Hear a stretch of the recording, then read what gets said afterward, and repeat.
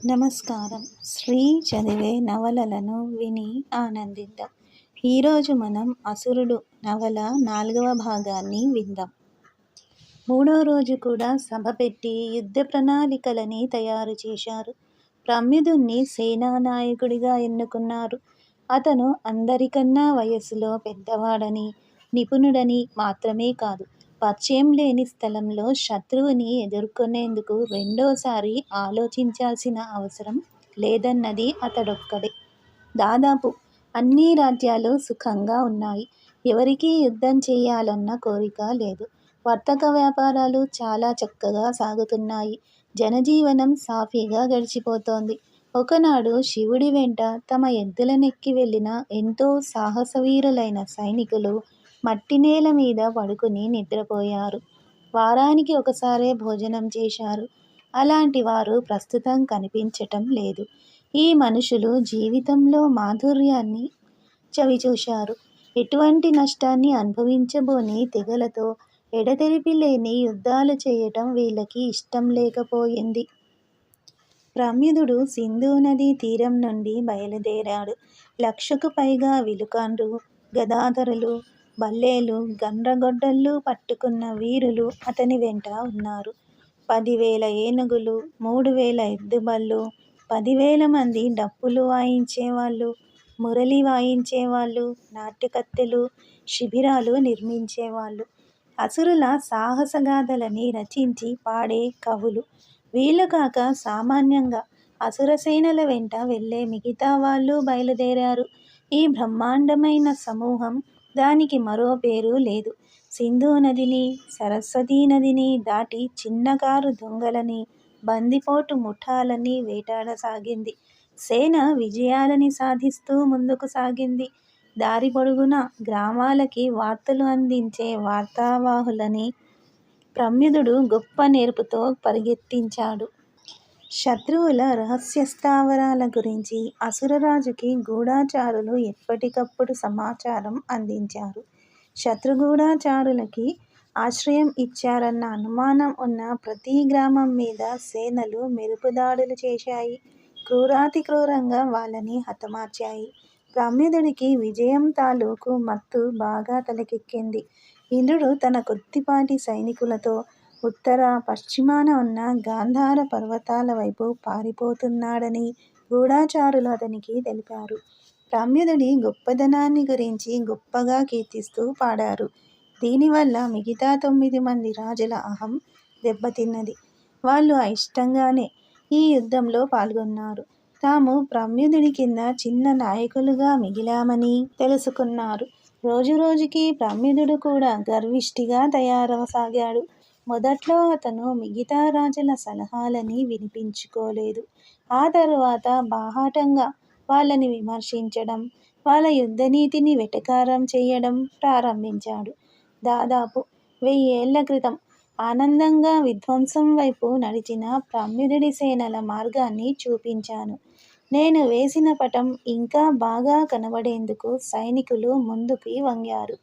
దాహంతో నా నోరు ఎండిపోవడం వల్లనూ, నాకు కాస్త విశ్రాంతి అవసరం అయినందువల్లనూ ప్రహస్తుడు అందుకున్నాడు. తన బొంగురు గొంతుతో ఇలా చెప్పటం ప్రారంభించాడు. హిందూకుష్ పర్వతాల కింద భాగానికి చేరేసరికి సైన్యం కుదురుగా ఏకమై లేదు. ఆ పర్వత ప్రాంతం చాలా ఎగుడు దిగుడుగా రాళ్లతో నిండి ఉంది. యుద్ధం ఆపెయ్యకపోతే తమ సేనలతో కలిసి వెళ్ళిపోతామని 3 రాజులు తిరగబడి బెదిరించారు. ఆ సమయంలో ప్రమ్యుదుడు ఈజిప్టుతో సహా పాశ్చాత్య దేశాలని జయిస్తానని అనసాగాడు.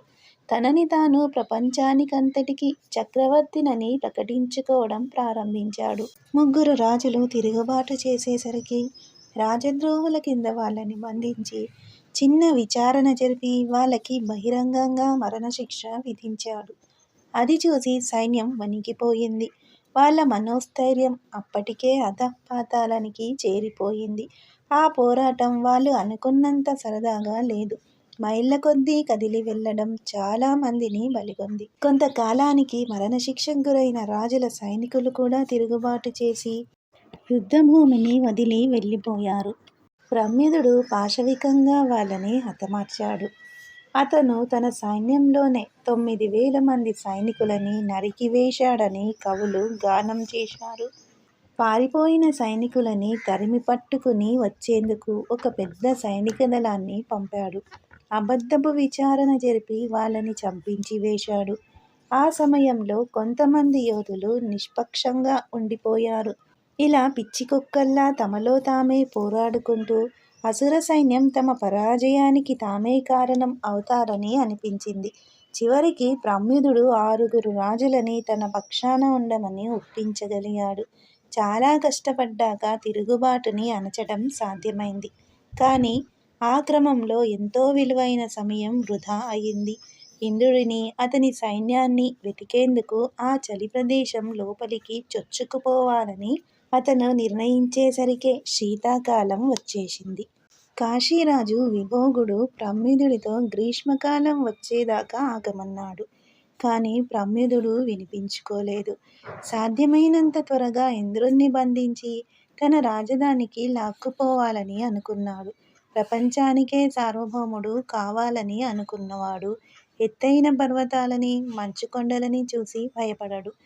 ఇంకా కొందరు కూడా అలాంటి సలహానే ఇచ్చినా వినకుండా ప్రమ్యుదుడు తన సైన్యాన్ని ఉత్తర పశ్చిమ దిశగా వెళ్ళమని అన్నాడు. ఇరుకుగా ఉన్న కొండదారులు జారుడుగా ఉన్నాయి. ఏనుగులు లోతైన లోయల్లోనూ, దారుల్లోనూ జారి పడిపోయాయి. అవి గంటల కొద్దీ అలా దారికి అడ్డంగా ఉండడంతో ముందుకు వెళ్ళడం అసాధ్యమైపోయింది. ఎద్దుబళ్ళని, ఏనుగులని ఆ సన్నని ఇరుకుదారిలోకి మళ్లించలేక వదిలివేయాల్సి వచ్చింది. కాల్వలంలోని సైనికులు చెదిరిపోయి ఇష్టం వచ్చినట్టు నడవసాగారు.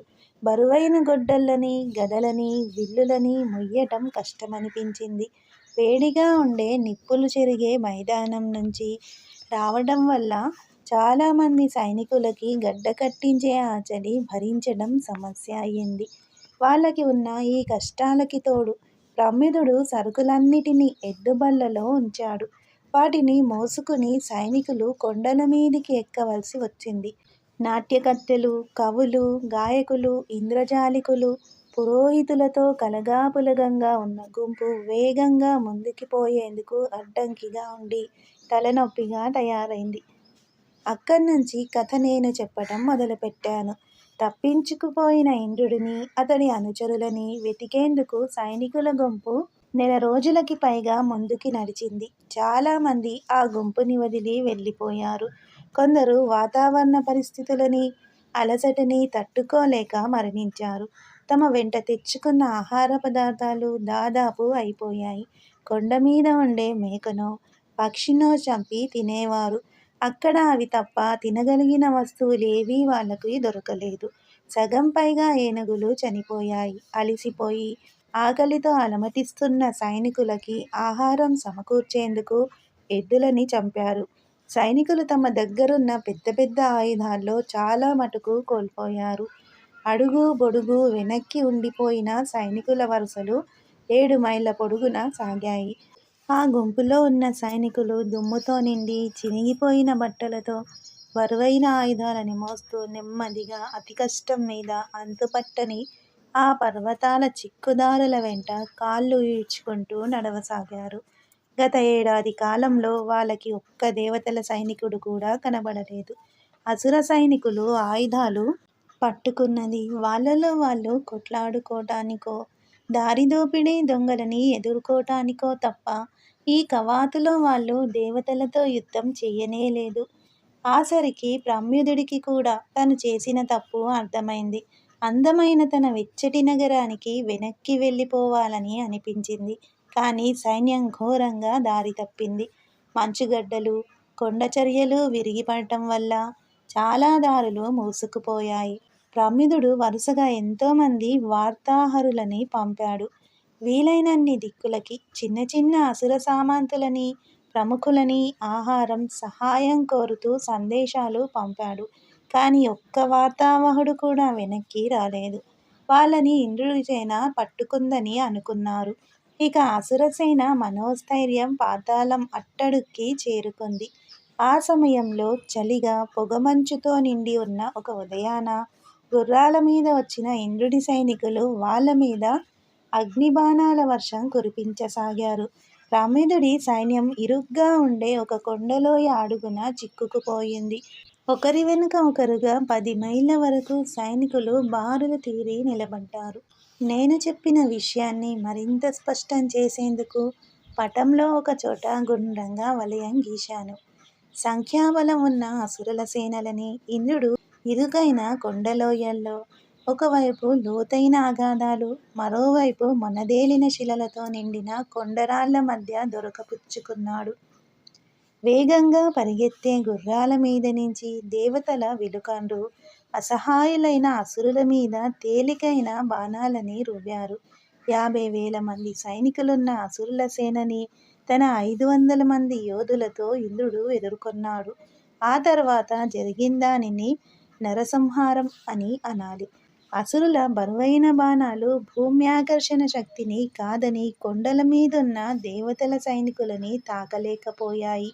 గొడ్డళ్ళు, గదలు, ఈటెలు నిష్ప్రయోజనమయ్యాయి. పైనుంచి దొర్లుతూ వచ్చి ఇరుకుదారిలో చిక్కుకున్న సైనికులని, చితగ్గొట్టిన పెద్ద పెద్ద బండరాళ్ళని వాళ్ళు ఆపలేకపోయారు. ఒక్కొక్కరు తమ వంతు వచ్చేదాకా ఆగటం తప్ప ఇంకేమీ చెయ్యలేకపోయారు. పోరాడేందుకు చిన్న ప్రయత్నం చేశాక సైన్యం పడుతూ లేస్తూ వెనక్కి మళ్ళింది.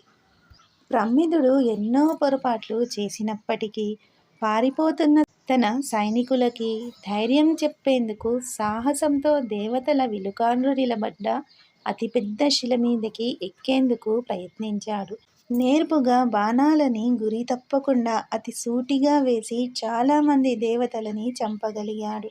తమ రాజు శౌర్యం చూసి వందల కొద్దీ అసురులు విల్లంబులతో రాజుని అనుసరించారు. కానీ అతని సైన్యంలో ఎక్కువ మంది పారిపోయారు. ప్రమిదుడు యుద్ధం చేసి గెలవలేడని సలహా ఇచ్చి అతని చేత యుద్ధం మాన్పించేందుకు ప్రయత్నించిన ధీశాలి కాశీరాజు మాత్రం అతన్ని వదిలిపోలేదు. మిగతా 5 రాజులు తమ సైన్యాలతో పాటు యుద్ధభూమి వదిలి పారిపోయారు. ఆ తొక్కిసలాటలో కొన్ని వేల మంది నలిగిపోయి ప్రాణాలు వదిలితే ఇంకా చాలామంది అగాధమైన లోయల్లో అంతిమ శ్వాస విడిచారు. కొద్ది వేల మంది సైనికులతో ప్రమిదుడు, విభోగుడు పోరాడుతూ కొండపైకి చేరుకున్నారు. ఎంతో కృతనిశ్చయంతో పోరాడే ఈ చిన్న సైన్యం కూడా దేవతల సైన్యం కన్నా పెద్దదే అనిపించుకుంది. ఇంద్రుడు ప్రమాదాన్ని పసిగట్టి త్వరగా రంగంలోకి దిగి పోరాటానికి నాయకత్వం వహించాడు. మళ్ళీ ఒకసారి ఇంద్రుడు, ప్రమిదుడు ముఖాముఖి పోరాటం సాగించారు. విభోగుడు పైకి వస్తూ ప్రమిదుడిని తప్పుకోమని, సైన్యానికి తాను నాయకత్వం వహిస్తానని అరిచాడు. కానీ పోయినసారి ఇంద్రుడి చేతిలో యుద్ధంలో అవమానకరమైన పరాజయం పాలైన ప్రమిదుడికి ప్రతీకారం తీర్చుకునే అవకాశం దొరికింది.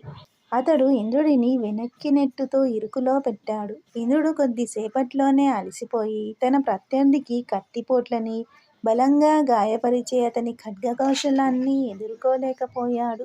కానీ అసురుల్లాగా దేవతలు తమ నాయకుడి ప్రాణాలకి ముప్పు వాటిల్లితే వలయాకారంలో నిలబడి చప్పట్లు కొడుతూ అతన్ని ఉత్సాహపరచరు.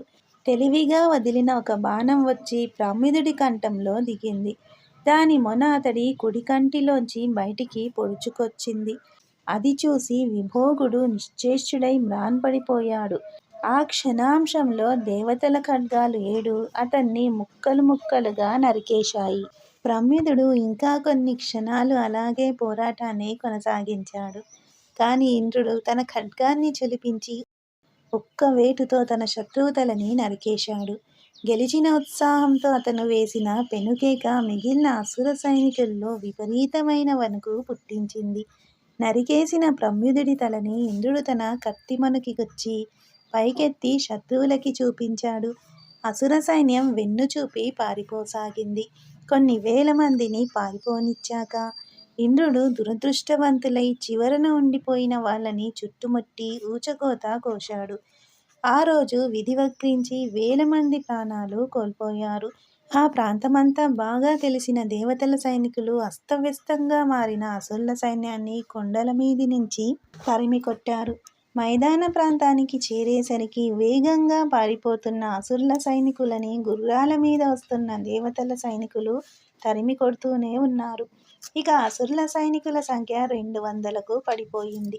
పారిపోయిన 5గురు రాజులు మళ్ళీ వెనక్కి వచ్చి వాళ్ళని ఎదుర్కోవటంలో తమ సైనికులకి నాయకత్వం వహించి ఉండవచ్చు.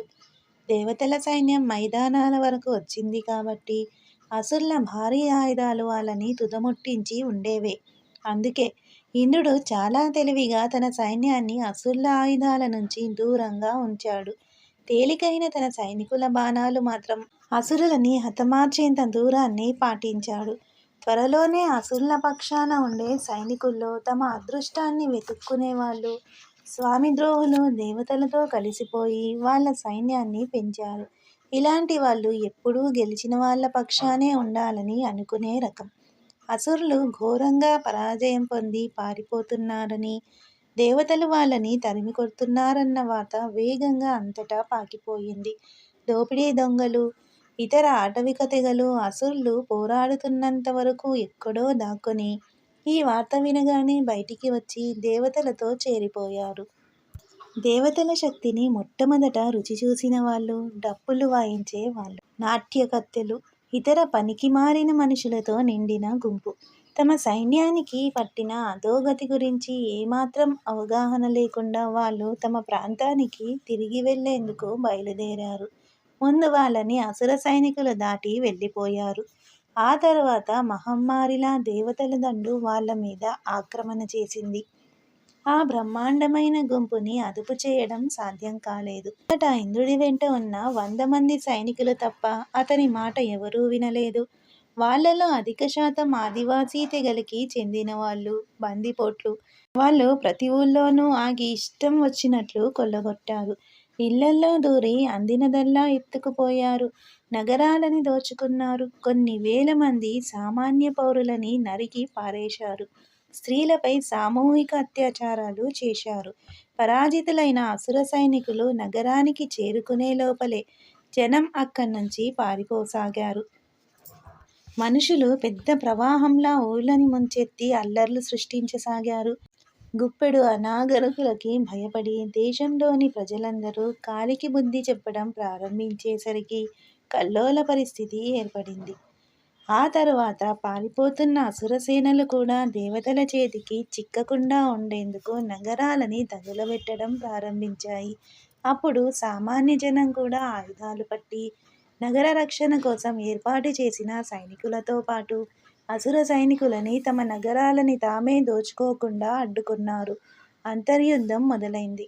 5గురు అసురరాజులు దేవతలతో చేరిపోయి మిగతా 5గురు రాజులని హతమార్చారన్న వదంతి బయలుదేరింది. అందరినీ ఆకట్టుకునే సామర్థ్యం గల ప్రమేదుడిని కూడా వాళ్ళే చంపారని అనుకున్నారు. త్వరలో దేవతలు తమ బలాన్ని పెంచుకుంటూ పోయారు. అసురులు మాత్రం వాళ్ళల్లో వాళ్ళు పోరాడుకుంటూ ఉండిపోయారు. అసురుల పరాజయం తరువాత ఇంద్రుడి పేరు ప్రతిష్టలు విపరీతంగా పెరిగిపోయాయి. ఎప్పుడూ సంచారం చేస్తూ ఉండే దేవతల మూకలు కూడా అతనితో వచ్చి కలిశాయి. వాళ్ళు చూస్తుండగానే అసురుల సామ్రాజ్యం ధ్వంసమైపోయింది. ఏ మహా సామ్రాజ్య నిర్మాణానికి, అభివృద్ధికి 1000 సంవత్సరాలు పట్టిందో అది కూలిపోయేందుకు కేవలం 7 నెలల కాలం సరిపోయింది. అసురుల సామ్రాజ్యం బలహీనమైపోయిందని నిర్ధారణ చేసుకున్న తరువాత అంతవరకు సురక్షితమైన స్థితిలో ఉన్న అసురుల అస్తిత్వపు కవచాన్ని ఇంద్రుడు అవలీలగా ఛేదించాడు. గెలుచుకున్న దేశంతో ఎలా వ్యవహరించాలనే విషయాన్ని, యుద్ధకళని, రాజకీయాలని అభ్యసించే ప్రతి విద్యార్థికి నేర్పించే గొప్ప పాఠం అది.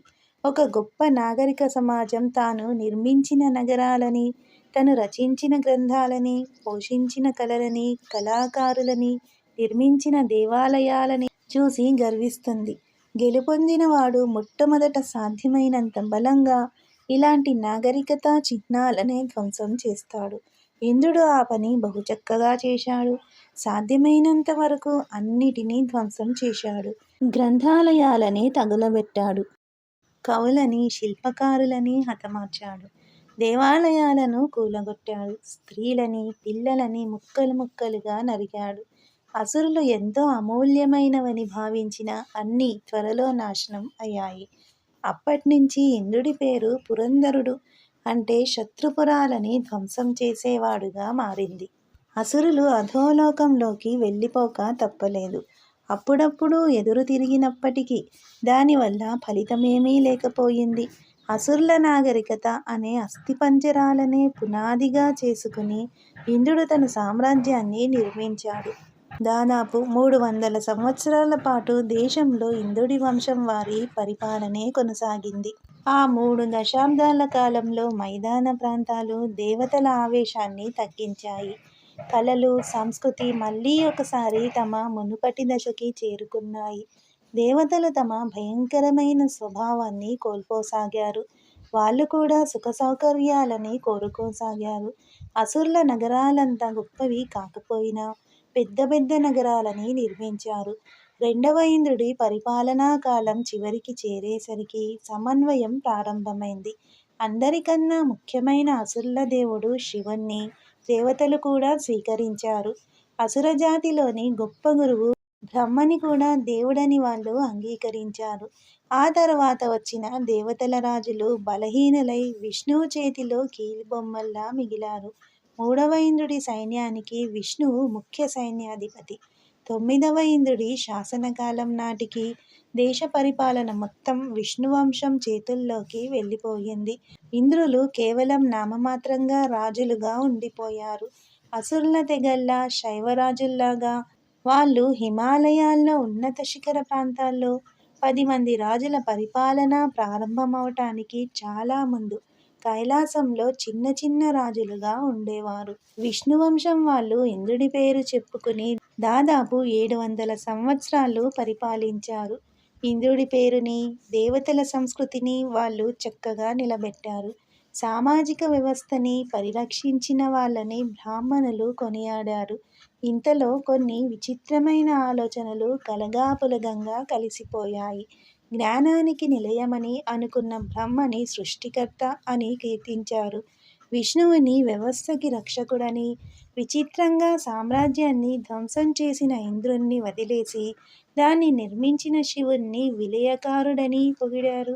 వాళ్ళు ముగ్గురు తమ ప్రాంతంలో దేవుళ్ళ కింద త్రిమూర్తులుగా పేరు పొందారు. ఆ కుటుంబాలలో మొదటి తరం వారిని దేవుళ్ళ కింద భావించి ఈనాటికి దేవతలు ఆరాధిస్తున్నారు. మనం శివుడిని, మొదటి బ్రహ్మని, దేవుళ్ళని అంగీకరిస్తాం. కానీ దేవతల సైన్యాధిపతి, దేవతల రాజుకి కేవలం సేవకుడు అయిన విష్ణువుని దేవుడిగా కొలవమని బ్రాహ్మణులు బలవంత పెడితే అంగీకరించడం మనకి కష్టమనిపించింది. విష్ణువుకి వ్యతిరేకంగా పోరాడటానికి ఆధీనులై జీవిస్తున్న అసురులు గొప్ప ప్రయత్నాలే చేశారు. హిరణ్యాక్షుడు, హిరణ్యకశిపుడు లాంటి కవలలు, బలిచక్రవర్తి వంటి గొప్ప వ్యక్తులు పాతకాలం నాటి సామ్రాజ్యాలకి ధీటైన విశాలమైన సామ్రాజ్యాలని స్థాపించటంలో కృతకృత్యులయ్యారు. కానీ ఆ తర్వాతి కాలంలో 10 రాజ్యాలుగా విడిపోయిన అసుర సామ్రాజ్యంలాగే దేవతల సామ్రాజ్యం కూడా చిన్న చిన్న రాజ్యాలుగా విడిపోయింది. ఒక సామ్రాజ్యం కూలిపోయి చిన్న చిన్న ప్రాంతాలుగా తలెత్తినప్పుడు ఒక కొత్త సామ్రాజ్యాన్ని స్థాపించేందుకు సమయం ఆసన్నమైందని తెలుస్తుంది. కిష్కింధలో వాలి లాంటి సంకరజాతులు, సహ్యపర్వత ప్రాంతంలో కార్తవీర్యార్జునుడి లాంటి ఆదివాసులు దేవతల సామ్రాజ్యంలోంచి పెద్ద పెద్ద రాజ్యాలని విడిగా స్థాపించుకోగలిగినప్పుడు చరిత్ర చర్వితచర్వణం అయిందని మనకి తెలుస్తుంది. ఎంతో శక్తివంతమైనదైనప్పటికీ విభజింపబడ్డ అసుర సామ్రాజ్యాన్ని ఇంద్రుడు తన చిన్న సైన్యంతో వశం చేసుకోగలిగాడు. ఆ ముఖ్యమైన యుద్ధం నుంచి మీరు గుణపాఠం నేర్చుకున్నారనే భావిస్తాను. మన ప్రజలు ఆ యుద్ధంలో సమస్తం కోల్పోయారు. ఇప్పుడు జరిగిన ఆ నష్టానికి సమాధానం చెప్పడానికి తరుణం ఆసన్నమైంది. అంత శక్తివంతమైన విష్ణువంశం కూడా అంతర్యుద్ధాలతో బలహీనమైపోయిందని, సరయూ నది తీరాన అయోధ్యానగరం రాజధానిగా ఉన్న ఒక చిన్న రాజ్యాన్ని ఏలే ఒక సమూహం తప్ప చెప్పుకోదగ్గ రాజ్యాలేవీ లేవని గుర్తుంచుకోండి. అందుకని మనం గుర్రాలని, ఆయుధాలని సమకూర్చుకునే వరకు సంఘర్షణ కొనసాగిద్దాం. ఆ తర్వాత దేవతలకి చరిత్ర నేర్పిన పాఠాలని వాళ్ళు మర్చిపోయారన్న విషయం తెలియచేద్దాం. నేనిచ్చిన ఉపన్యాసం మా ముందు గుమిగూడిన వారికి మరీ క్లిష్టంగా అనిపించినట్టుంది. వాళ్ళకి సరళమైన చిన్న చిన్న ఆదేశాలు ఇస్తేనే సులభంగా ఆచరించగలరు అనుకున్నాను. సులభంగా జీర్ణం చేసుకోలేని చరిత్ర పాఠాలు చెప్పి ప్రయోజనం లేదని అనిపించింది. అంత సుదీర్ఘమైన ఉపన్యాసం ఇచ్చినా ఎవరూ నాకు అడ్డు చెప్పకపోవడం, నేను చెప్పిన మాటలని ఖండించకపోవడం, ఎటువంటి ప్రశ్నలు వేయకపోవడం చూసి నాకు నిరాశ కలిగింది. యోధులుగా శిక్షణ పొంది సైనికులుగా కాబోయే ఆ సమూహానికి నేను భోజన విరామం ప్రకటించాను. నా తమ్ములతోనూ, దాయాదులతోనూ కలిసి ఒక మర్రి చెట్టు కింద కూర్చున్నాను. మాకు దగ్గర్లోనే నా ఉపన్యాసం విన్న యువకులు పచ్చిక మైదానంలో గుమిగూడి సరదాగా గడుపుతూ మోటు హాస్యోక్తులు చెప్పుకుంటున్నారు. మేం కొన్నాళ్ల క్రితం అర్ధాంతరంగా వదిలేసిన చర్చని మళ్ళీ ప్రారంభించాం. మా పోరాటాన్ని ఎక్కడ్నుంచి ప్రారంభించాలి? శీర్షిక: మహారాజు. రావణుడు. సుమాలి వెంట వస్తున్నప్పటి నుంచి ఆ వ్యక్తిని నేను గమనిస్తున్నాను. వాడిలో గమనించాల్సినంత గొప్ప విషయం ఏమీ లేదు. ఏ సైన్యంలోనైనా అవసరమైన తక్కువ స్థాయి సైనికుడి లాంటి వాడే వాడు. కానీ వాడిలాంటి వాళ్ళని అందరూ త్వరగా ఎంతమాత్రం కృతజ్ఞత చూపకుండా మర్చిపోతారు. వాడు ఎప్పుడూ నాకు దగ్గరవ్వాలని ప్రయత్నించేవాడు. నాకు ఏదో చెప్పాలన్న తహత వాడిలో కనపడేది. వాడిని పిలిచి ఏం కావాలని అడిగాను. ఎన్నో వారాల క్రితమే ఆ పని చేసి ఉండవలసింది. కానీ సైన్యాధికారులకి, తక్కువ స్థాయి సైనికులకి మధ్య దూరం ఉంచాలనే నా అభిప్రాయం. మొదట్లో మేం ముగ్గురం అన్నదమ్ములం. మా సహచరులతో కలిసి బాగా తాగేవాళ్ళం. కానీ అలాంటి సాన్నిహిత్యం చూపించడం క్రమేణా నాకు అసౌకర్యం కలిగించసాగింది.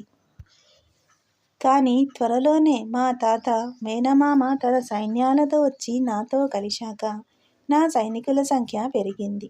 మేము వీధుల్లో తిరిగే అల్లరి మూకలా కాకుండా నిజమైన సైనికుల్లా ఉండాలని మా తాత సుమాలి నిర్ణయించాడు. మాకు ఒక దీర్ఘోపన్యాసం ఇచ్చాడు.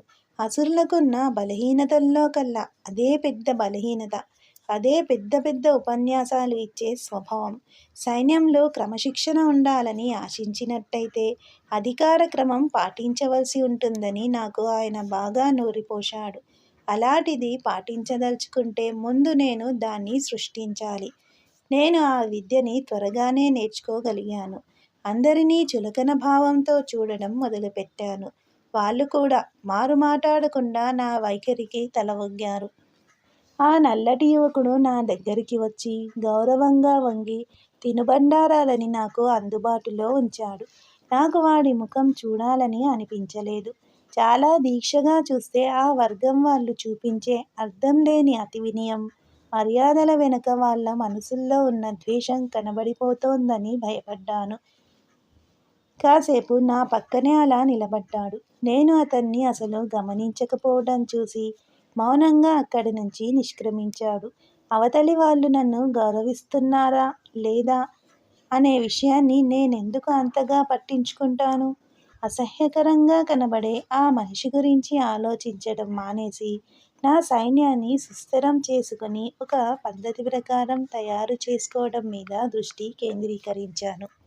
ఇలాంటి మరిన్ని నవలలను వినడానికి శ్రీ ఛానల్ను సబ్స్క్రైబ్ చేయండి, షేర్ చేయండి, లైక్ చేయండి, బెల్ ఐకాన్ను ప్రెస్ చేయండి.